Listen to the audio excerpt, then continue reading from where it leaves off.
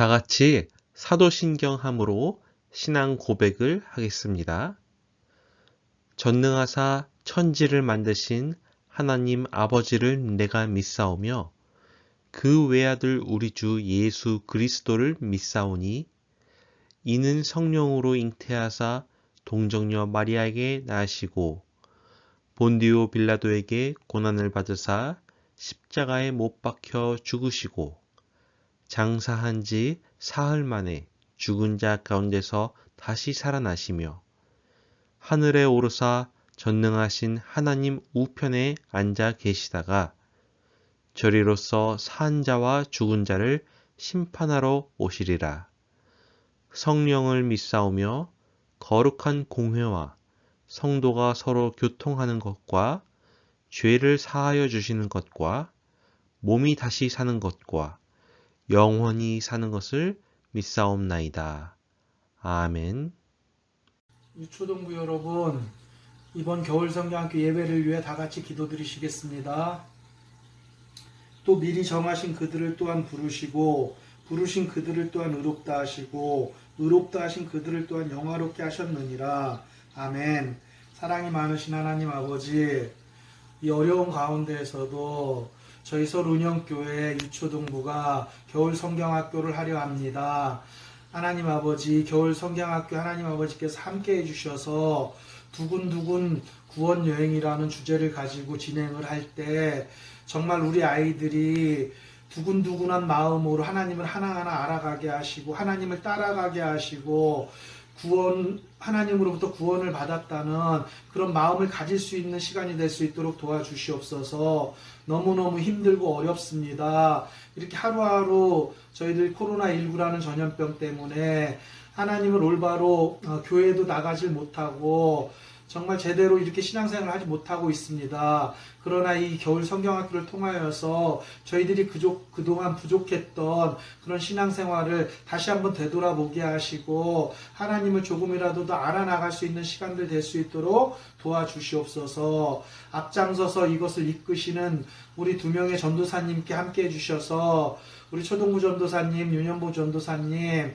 정말 저희들을 구원의 길로 인도할 수 있는 그런 능력을 주시고 말씀을 한 말씀 한 말씀 저희들에게 전해주실 때마다 저희들 큰 깨달음을 얻을 수 있도록 도와주시옵소서. 또 보이지 않는 곳에서 수고하시는 모든 유초동부 선생님들께도 하나님께서 함께 해주셔서 늘 저희들을 위해 하시는 수고가 헛되지 않도록 도와주시옵소서. 하나님 아버지, 이번 겨울 성경학교 저희들 정말 중요하게 생각하고 저희들 주어진 그런 과제나 또 이런 교재들을 열심히 해서 정말 하나님을 조금이라도 더 알아가는 그런 저희 다이 초등부와 디모데 유년부 어린이를 될 수 있도록 도와주시옵소서. 다시 만나서 함께 예배 드릴 수 있는 시간이 하루빨리 오기를 원하오며 하나님께서 이 겨울 성경학교 기간 내내 저희와 함께 해주실 믿사옵고 거룩하신 예수님 이름 받들어 기도드리옵나이다.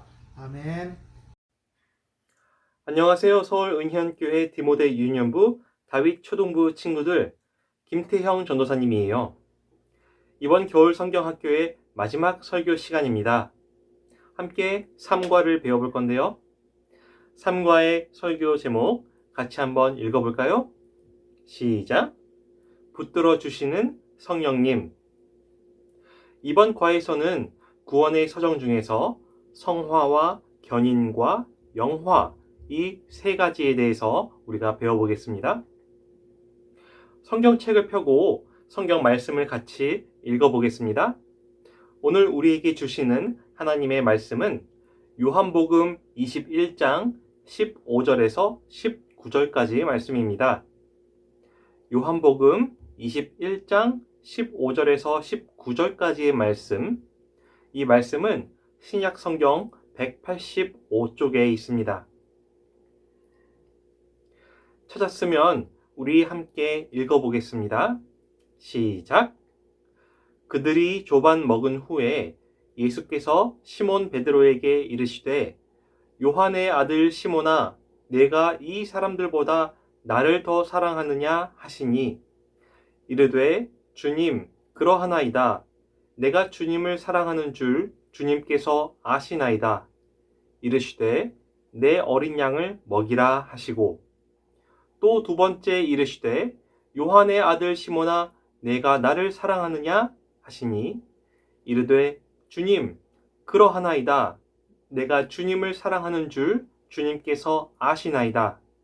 이르시되 내 양을 치라 하시고 세 번째로 이르시되 요한의 아들 시몬아 내가 나를 사랑하느냐 하시니 주께서 세 번째 내가 나를 사랑하느냐 하심으로 베드로가 근심하여 이르되 주님 모든 것을 아시오매 내가 주님을 사랑하는 줄을 주님께서 아시나이다.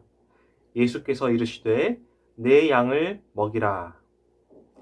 내가 진실로 진실로 내게 이르노니 내가 젊어서는 스스로 띠뛰고 원하는 곳으로 다녔거니와 늙어서는 내 팔을 벌리리니 남이 내게 띠띠우고 원하지 아니하는 곳으로 데려가리라.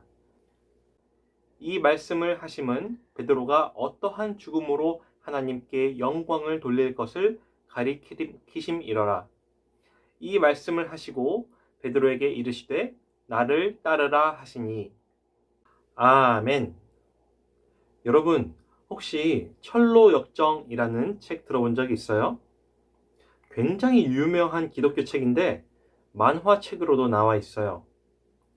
이 책에는 이름이 크리스천이라는 사람이 등장해요. 이 책의 이야기에서 어느 날 크리스천은 한 권의 책을 보게 됩니다. 그 책에는 천국 도시라는 곳이 있고 멸망 도시라는 곳이 있는데 크리스천이 살고 있던 곳은 멸망 도시였고 이 멸망 도시는 머지않아 곧 불바다로 변할 것이라고 거기에 적혀 있었어요. 그래서 크리스천은 천국 도시를 찾아서 모험의 길을 떠나게 됩니다.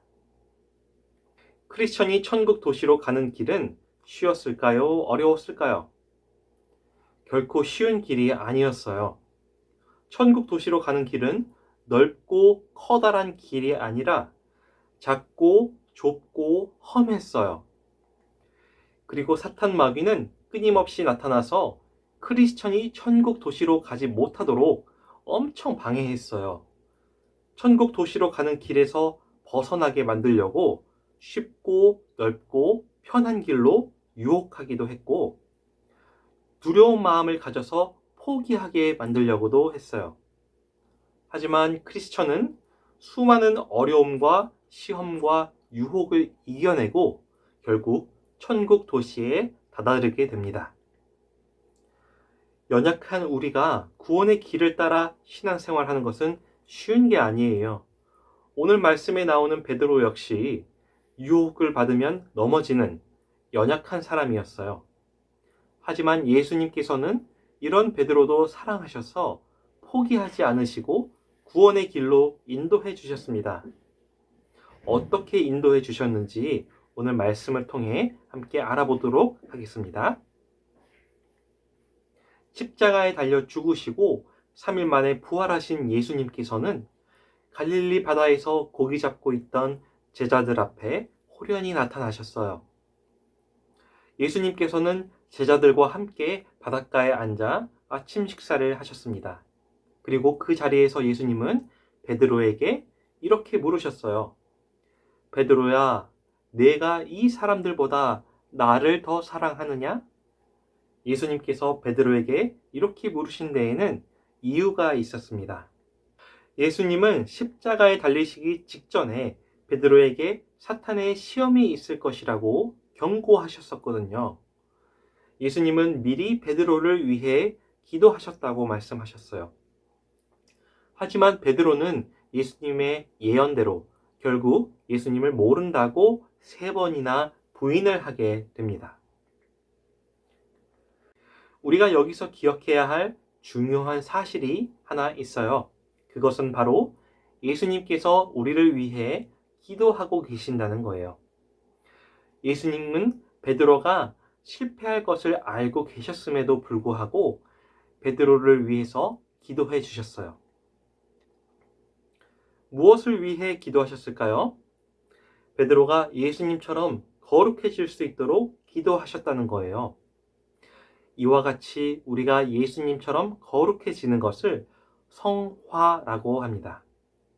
하나님께서 우리를 예수님처럼 거룩하게 하시는 성화는 우리가 천국에 가는 날까지 계속될 거예요. 예수님은 갈릴리 호수에 있는 베드로를 왜 찾아가셨을까요? 그 이유는 베드로를 용서하시고 위로하시며 다시 세워주시기 위해서였어요. 예수님을 모른다고 3번이나 부인했던 베드로에게 예수님은 내가 나를 사랑하느냐라는 이 똑같은 질문을 3번씩이나 하셨어요. 그리고 나서 베드로에게 내 양을 먹이라, 내 양을 치라, 내 양을 먹이라고 3번이나 말씀하셨어요. 이것은 베드로의 사명을 회복시켜 주시는 것일 뿐만 아니라 베드로를 용서해 주신 거예요. 우리도 죄의 유혹에 넘어갈 때가 있어요. 그러나 성령님은 우리에게 유혹을 참고 이길 수 있도록 힘을 주세요. 또한 넘어진 우리를 일으켜 주시고 우리가 믿음을 잃지 않도록 붙들어 주세요. 이것을 견인이라고 합니다. 여러분, 성령님은 우리가 끝내 구원을 받기까지 인내하며 믿음을 잃지 않도록 굳게 붙들어 주신다는 사실을 꼭 기억하길 바랍니다. 오늘 말씀에 나오는 베드로는 십자가에 거꾸로 매달려 순교했다고 전해지고 있어요.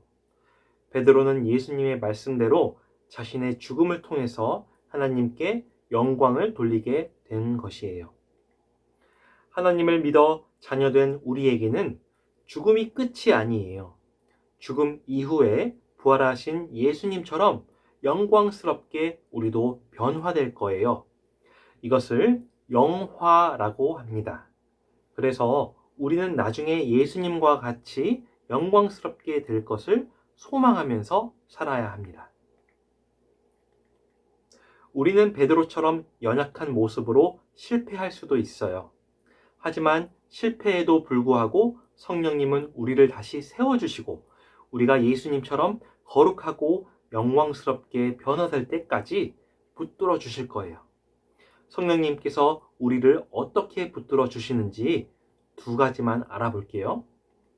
첫째, 성령님은 우리를 위해 기도해 주세요. 로마서 8장 26절에 보면 이와 같이 성령도 우리의 연약함을 도우시나니 우리는 마땅히 기도할 바를 알지 못하나 오직 성령이 말할 수 없는 탄식으로 우리를 위하여 친히 간구하시느니라 라고 말씀하고 있어요. 성령님은 우리와 함께 하시면서 우리를 위해서 기도해 주시는 분이세요. 우리가 죄의 유혹에 넘어가지 않고 예수님처럼 거룩하게 살 수 있도록 기도해 주세요. 그렇기 때문에 여러분도 죄의 유혹을 이기고 하나님의 뜻대로 거룩하게 살아갈 수 있는 은혜를 달라고 기도하는 친구들 되길 바랍니다. 둘째, 성령님은 우리를 도와주시고 지켜주세요. 우리는 하나님의 자녀로서 두렵고 떨림으로 우리의 구원을 이루어 가야 해요. 이때 성령님은 우리가 인내함으로 구원을 이루어갈 수 있도록 도와주시고 지켜주세요. 그래서 성령님은 우리를 끝까지 포기하지 않으시고 붙들어 주세요. 그러므로 우리를 위해 기도하시는 성령님의 도우심과 붙들어 주심을 우리가 믿고 구원을 이루어 나가는 여러분이 되기를 간절히 소원합니다. 기도하겠습니다. 하나님 아버지, 우리를 하나님의 자녀로 삼아 주셔서 거룩하게 하시니 감사합니다. 하나님의 뜻이 거룩함인 것처럼 우리가 예수님을 닮아 거룩하게 될 수 있도록 은혜를 주시니 감사합니다.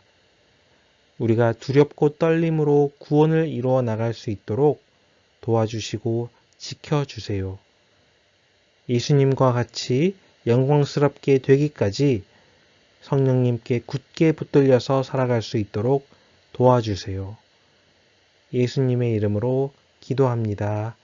아멘.